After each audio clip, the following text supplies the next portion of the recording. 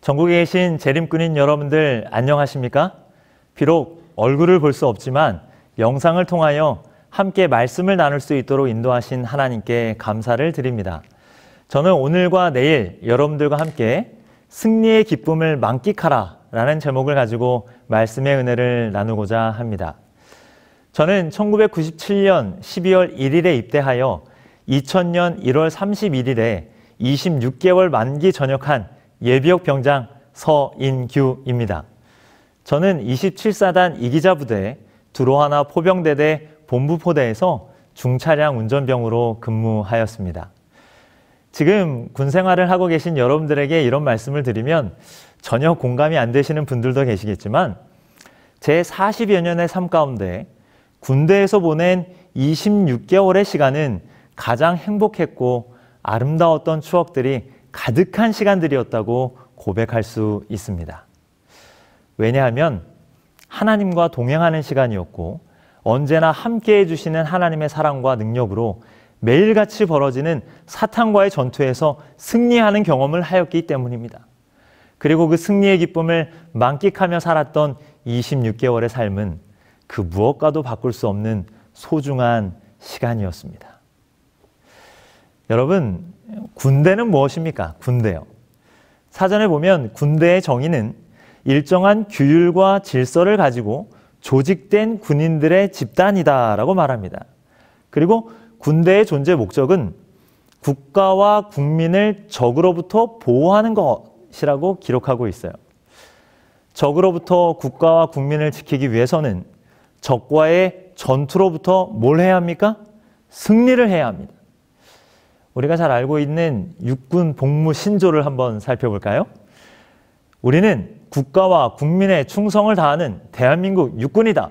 하나, 우리는 자유민주주의를 수호하며 조국 통일의 역군이 된다. 둘, 우리는 실전과 같은 훈련으로 지상전의 승리자가 된다. 셋, 우리는 법규를 준수하고 상관의 명령에 복종한다. 넷, 우리는 명예와 신의를 지키며 전우회로 굳게 단결한다. 군생활할 때 조석으로 이것을 크게 암송하고 외쳤던 기억이 납니다. 해군은 뭐라고 할까요? 해군은 복무신조라고 하지 않고 해군의 다짐이라고 하는데요. 해군도 한번 살펴보겠습니다. 우리는 영예로운 충무공의 후예이다. 하나, 명령에 죽고 사는 해군이 되자. 하나, 책임을 완수하는 해군이 되자. 하나, 전기를 갈고 닦는 해군이 되자. 하나, 전우회로 뭉쳐진 해군이 되자. 하나, 싸우면 이기는 해군이 되자. 공군도 안 보면 섭섭하겠죠? 공군은 목표라고 부르더라고요. 공군의 목표를 한번 보겠습니다. 대한민국 공군은 항공우주력을 운영하여 첫째, 전쟁을 억제하고 둘째, 영공을 방해하며 셋째, 전쟁에서 승리하고 넷째, 국익 증진과 세계 평화에 기여한다 라고 말해요. 육해공군이 가지고 있는 신조, 다짐, 목표 가운데 공통적으로 들어가는 것이 무엇입니까? 전쟁에서 이긴다, 승리한다는 것입니다. 전쟁에서 패하면 국가와 국민을 지킬 수 없기 때문이죠. 그래서 심지어 제가 근무하던 27사단의 이름은 이기자입니다. 그래서 경례 구호도 이기자였습니다. 얼마나 이기고 싶었으면 이런 말이 있었을까? 어떤 사람들은 그런 얘기를 해요. 이기자 부대가 6.25 전쟁 때 전쟁에서 패해가지고 사단 기를 뺏겨서 사단의 이름을 이기자로 바꿨다라고 얘기를 하는데 사실은 그렇지 않습니다. 27사단은 1953년 6.25 전쟁이 마친 다음에 창설이 되었어요. 그러나 승리를 향한 열정이 그 부대 이름에 들어간 것은 사실입니다. 영국의 작가 조지 오웰은 이렇게 말했습니다. 우리가 밤에 편히 잘 수 있는 건 우리에게 해를 끼치려는 자들이 언제나 준비 중인 것처럼 우리의 병사들이 항상 그들을 대비하기 때문입니다. 라고 기록하였어요. 여러분들이 언제나 여러분들의 국민들을 지켜주고 있기 때문에 국민들은 편안한 하루를 보낼 수 있는 것이죠.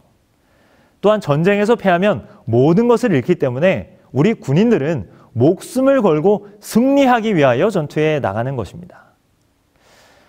우리가 잘 아는 것처럼 지난 2월 24일에 러시아의 우크라이나 침공으로 인하여 아직도 수많은 사람들이 그 전쟁으로 인하여 고통받고 있습니다. 그런데요, 침공 이후에 많은 우크라이나 출신들이 자신의 나라를 지키기 위해 목숨을 걸고 고향으로 돌아가는 모습을 보았습니다. 이제 막 결혼한 신혼부부도 있었고요. 올림픽에서 금메달을 딴 복싱 선수들도 있었어요. 다양한 계층의 사람들이 스스로 자원하여 전선에 나서고 있는 것입니다. 그 중에 테니스 스타였던 세르게이 스타코브스키도 군대에 자원 입대하여 전쟁에 참여하였는데요. 그는 CNN과의 인터뷰에서 이런 말을 했습니다. 나는 여기서 태어났고 나의 조부모는 여기에 묻혔다. 나는 내 아이들에게 이야기할 역사를 갖고 싶다라고 이야기를 해요.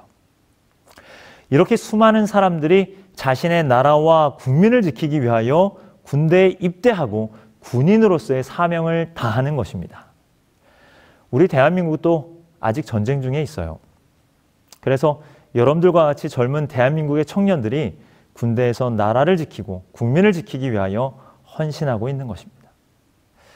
또한 그리스도인으로서 우리의 시선을 대한민국을 넘어 세계를 넘어 아니 우주적으로 바라보면 우리는 선과 악의 대쟁투에 참전하고 있음을 깨닫게 됩니다. 성경 요한계시록 12장 7절로 9절에 하늘에 전쟁이 있으니 미가엘과 그의 사자들이 용과 더불어 싸울세 용과 그의 사자들도 싸우나 이기지 못하여 다시 하늘에서 그들이 있을 곳을 얻지 못한지라. 큰 용이 내어 쫓기니 옛 뱀 곧 마귀라고도 하고 사탄이라고도 하며 온 천하를 꿰는 자라. 그가 땅으로 내쫓기니 그의 사자들도 그와 함께 내쫓기니라 라고 기록해요. 하늘에는 전쟁이 있었습니다. 완전히 조화로웠던 하늘에 사탄으로부터 분열이 시작되었죠.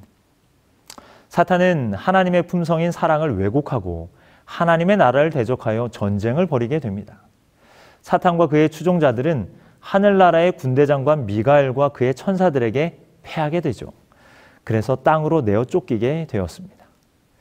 미가엘은 그 위치와 역할을 볼 때 우리는 미가엘이 그리스도이신 예수님이심을 알 수 있습니다. 저는 오늘 성경 전체 이야기를 다 하고자 하는 것은 아닙니다. 중요한 점은 그 선악의 대쟁투가요, 예수님께서 십자가에 달려 돌아가심으로 승패가 결정해 놨다는 것입니다. 창세기 3장 15절의 말씀처럼 내가 너로 여자와 원수가 되게 하고 내 후손도 여자의 후손과 원수가 되게 하리니 여자의 후손은 내 머리를 상하게 할 것이요 너는 그의 발꿈치를 상하게 할 것이니라 하시고, 사탄은 우리를 괴롭게 합니다.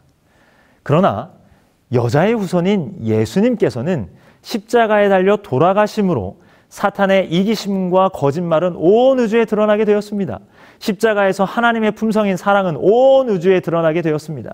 그리하여 뱀의 머리는 상하게 되므로 선악의 대쟁투는 사탄의 패배로 확정되어진 것입니다. 지금 사탄은 패한 전쟁에서 퇴각하며 만나는 모든 사람들에게 자신의 분풀이를 하고 있는 것입니다. 우리는 예수님을 믿음으로 하나님의 자녀가 되었어요. 요한복음 1장 12절에 영접하는 자 곧 그 이름을 믿는 자들에게는 하나님의 자녀가 되는 권세를 주셨다 기록하고 있으며, 하나님의 자녀들인 우리들은 선과 악의 대쟁투에서 어느 편에 서 있습니까? 바로 하나님 편에 서 있는 사람들입니다. 다시 말하면 이미 승리한 사람들입니다. 그렇다면 우리들의 삶은 어떤 모습이어야 할까요? 사탄을 두려워하며 떨어야 합니까? 아닙니다. 우리는 승리하였고 당당하게 승리를 기뻐하는 삶을 살아야 하는 것입니다. 그것은 여러분들이 속해 있는 군대에서도 마찬가지입니다. 우리가 만나는 모든 환경과 상황 속에서 여러분들은 이미 승리한 사람들임을 기억하시기 바랍니다. 사탄이 분하여 여러분들을 힘들게 하려고 노력할 것입니다. 그러나 겁내지 마십시오. 두려워하지 마십시오. 여러분들은 이미 승리한 승리자들입니다. 그 승리의 기쁨을 만끽해 보시기를 간절히 바랍니다. 그런데 언제나 이론과 실제는 다르죠. 저도 경험해 보았지만 군대에서 마주하는 여러 가지 시험들은 나약하고 연약한 인간인 우리들을 한없이 작고 초라하게 만들 때가 있습니다. 아까 말씀드린 것처럼 1997년 12월 1일 추운 겨울 화요일에 저는 논산훈련소 입소대대로 입대하였습니다. 사랑하는 부모님과 논산을 향했는데요. 그런데 그때 참 재미있는 기억은 고속도로 톨게이트를 빠져나가는데 앞차, 옆차, 뒷차를 보았더니 다 까까머리 청년들이 타고 있는 것입니다. 얼마나 많은 까까머리들이 군대를 입대하는지 저도 같은 처지이면서 그들을 보면서 피식 웃음이 나더군요. 수많은 군인들이 입대를 하기 위하여 훈련소 연병장으로 모여들기 시작하였습니다. 그리고 가족들과 또 혹은 연인들과 여러 군인들이 이제 작별 인사를 하고 조교들의 인솔로 연병장에 모였다가 이제 부모님들이 다 떠난 다음에 연병장 뒤편으로 입소대대 막사로 향하게 되었어요. 연병장을 빠져나와서 부모님들이 서서히 보이지 않는 곳으로 우리가 들어서자 조교들의 말투부터 바뀌는 것입니다. 존댓말로 앞사람 어깨 손하십시오, 발 맞추십시오 하던 조교들의 말이요. 이제 점점 짧아져요. 앞사람 어깨 손, 앞사람 어깨 손. 야, 너 발 똑바로 못 맞춰? 여기저기서 소리를 지르기 시작합니다. 그리고 그때부터 이제 입대한 저뿐만 아니라 눈빛을 보니까 다들 그래요. 그들이 이제 슬슬 긴장하기 시작하는 것입니다. 후에 막사에 들어가서 전투복을 던져주고는 야, 옷 갈아입는데 1분 준다. 환복하고 집합. 전투복을 나눠주고 환복을 하는 모든 과정들이 민간인이었던 우리들의 마음을 완전히 녹아내리게 하는 과정들이었어요. 그렇게 한두 시간 사이에 입대한 우리들의 눈빛은 싹 바뀌었습니다. 야, 이게 진짜 군대구나.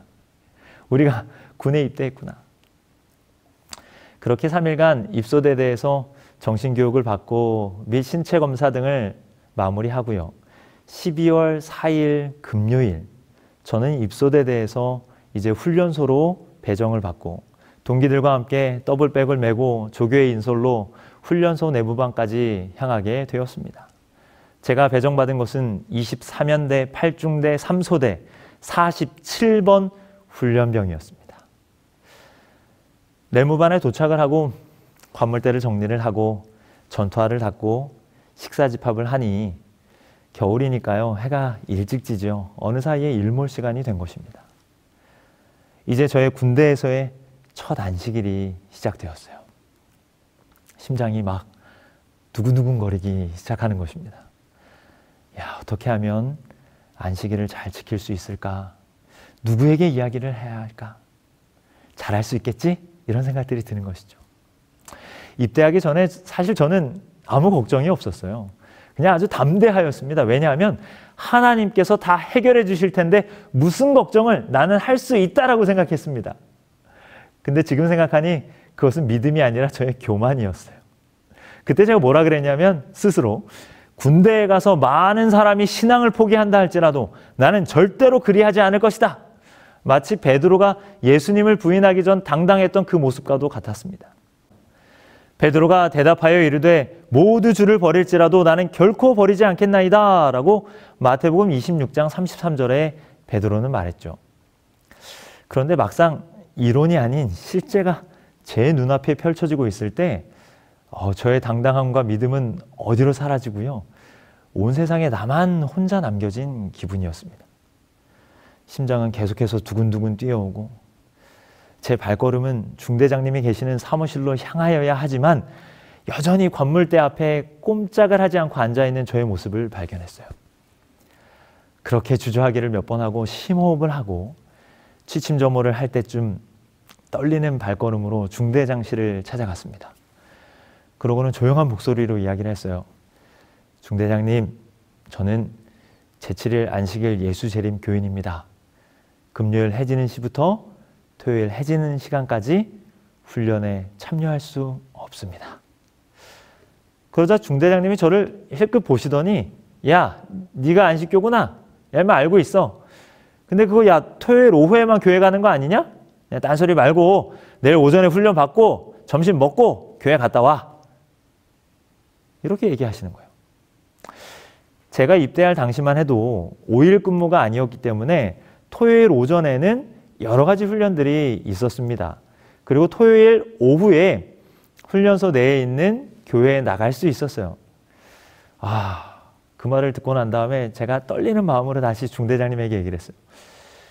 중대장님, 저는 내일 오전에 훈련을 참여할 수 없습니다. 훈련을 열애시켜 주시기 바랍니다.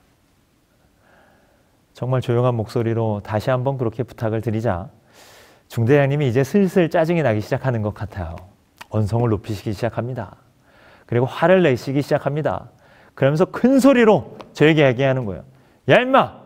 돌아가라면 돌아가! 자꾸 말이 많아. 가서 그냥 자 임마! 아마 이거보다 더 험한 소리였을 거예요. 그렇게 저한테 소리를 딱 지르시는데요. 내무반으로 돌아가라고 라고 소리를 지르셨는데 제가 거기서 어떻게 해야 했습니까? 아닙니다. 제발 허락해 주십시오. 이렇게 나가야 되는데 제가 그 말을 듣고 난 다음에 아무 대답도 얻지 못하고 내무반으로 발걸음을 옮겼습니다. 그때 제 마음이 얼마나 무겁던지요. 지금도 그때 생각을 하면 제가 얼마나 연약한 존재인지 깨닫게 됩니다. 중대장님의 말에 더 이상 아무 말도 못하고 돌아온 제 자신에게 얼마나 화가 나고 제 자신이 초라해 보이던지요. 내무반으로 돌아와서 모포를 뒤집어 쓰고 엎드려서 한참을 소리를 사기며 울었습니다. 그리고 그때 자신만만했던 저의 자만심은 다 사라지고 이제는 하나님만이 하실 수 있다는 것을 고백하였습니다. 그렇게 한참을 엎드려서 기도하던 중에 그날 당직 근무를 하던 조교가 저를 부르는 것입니다. 야 47번 너 임마 안 자고 뭐해? 하면서 모포를 들쳐내는 거예요. 제가 뻘건 눈빛으로 고개를 들고 조교를 쳐다보자 조교가 흠칫 놀라면서 야 임마 너 울었냐? 왜 우냐? 엄마 보고 싶냐? 하면서 제게 관심을 보였어요. 그때 저의 짧은 신앙을 이야기하자 중대장님과 이런 일이 있었다고 조교에게 이야기를 하자 그 조교는 이렇게 얘기하는 거예요. 야 그래? 나는 경희대학교 체육학과 학생이었는데 내 여자친구가 삼육대학교 피아노 전공을 하고 있다는 것입니다. 그러면서 아주 반갑게 너 삼육대 학생이냐 하면서 저를 위로해 주시고 격려를 해주는 거예요. 그리고 내일 다시 자기와 함께 중대장님을 만나보자고 하는 것입니다. 지금 생각하면 그 조교가 무슨 힘이 있겠습니까?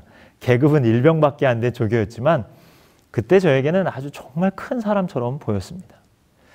그렇게 위로를 얻고 잠을 잔 이후에 다음 날이 되었고 이제 밤새 기도하며 이제는 나 자신이 아니고 하나님만을 의지하겠다는 결심을 하고 기도하며 저는 다시 중대장님을 찾아갔습니다.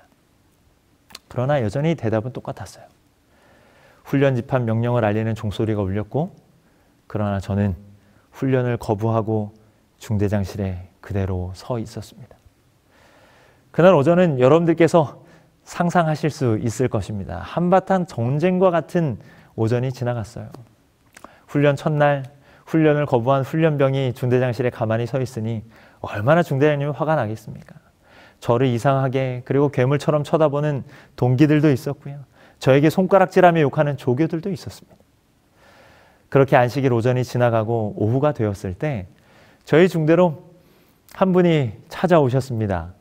당시에 훈련소 교회를 담임하시던 조희종 목사님이셨는데 그때 그 목사님의 모습은 정말 하늘에서 내려온 천사 같다고 표현하면 딱 맞을 것입니다. 밝은 회색 톤의 양복을 입으셨는데 그 모습이 제 마음속에 아직도 환하게 그려집니다. 틀림없이 그분은 하늘의 보내심을 받은 분이셨어요. 그렇게 목사님과 함께 첫 안식일 오후에 교회를 가게 되었고 그곳에서 선배 재림 군인들과 또한 함께 입대한 동기 재림 군인들을 만나면서 그들의 경험 속에 나타난 하나님의 역사하심을 나누면서 저는 살아계신 하나님께서 승리하셨고 또한 내가 속한 전투에서도 틀림없이 승리하실 것을 확신하였습니다. 결국 저는요, 하나님의 도우심으로, 그리고 나를 위하여 기도하시고 염려하셨던 아버지께서 장문의 편지를 중대장님에게 써서 보내셨어요. 그런 여러 가지 것들이 하나님의 사랑과 은혜로 하나 되어서 하나님의 은혜로 저는 훈련소에서 안식일 오전에도 훈련을 받지 않고 열애하여 하나님의 말씀을 보고 교회에 갈 수 있는 승리한 재림꾼인이 되었습니다. 얼마나 행복했는지 몰라요. 그 이후에 후반기 교육을 받을 때도, 자대 배치를 받았을 때에도 승리의 하나님께서 저에게 승리의 기쁨을 누리게 하셨습니다. 여러분, 두려운 것이 사실입니다. 겁나는 것도 사실이에요. 이스라엘 백성들이 출애굽을 할 때에 열재앙을 통해서 살아계신 하나님께서 그들과 함께 하신다는 사실을 알았어요. 그리고 하나님의 능력이 얼마나 위대한지를 그들이 보았어요.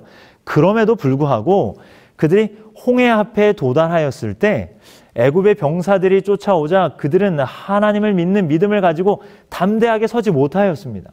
그들은 두려워서 벌벌 떨었어요. 그리고 어떤 사람들은 자신들을 이곳으로 이끌어낸 모세를 향하여 원망의 소리를 외치기도 하였습니다.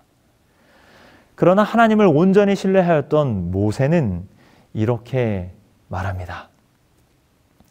모세가 백성에게 이르되 너희는 두려워하지 말고 가만히 서서 여호와께서 너희를 위하여 행하시는 구원을 보라. 너희가 오늘 본 애굽 사람을 영원히 다시 보지 아니하리라. 여호와께서 너희를 위하여 싸우시리니 너희는 가만히 있을지니라 라고 말합니다. 두려워하지 말아라. 여호와께서 너희를 위하여 싸우실 것이다. 너희는 가만히 서서 여호와께서 행하시는 구원을 보라. 맞습니다, 여러분. 우리가 군에서 마주하는 많은 역경들도 우리의 힘으로 이겨내는 것이 아닙니다. 승리하신 하나님께서 우리를 위하여 싸워주실 것입니다. 그리고 하나님 편에 담대히 서 있으면 됩니다. 그리고 우리는 역사하시는 하나님의 능력을 통하여 그 승리를 경험할 것이고, 그리고 그 승리의 기쁨을 만끽하면 되는 것입니다. 출애굽기 15장은 이스라엘 백성들의 승리의 찬송이 담겨져 있습니다. 그 중에 한 절을 함께 볼까요? 여호와는 나의 힘이요 노래시며 나의 구원이시로다.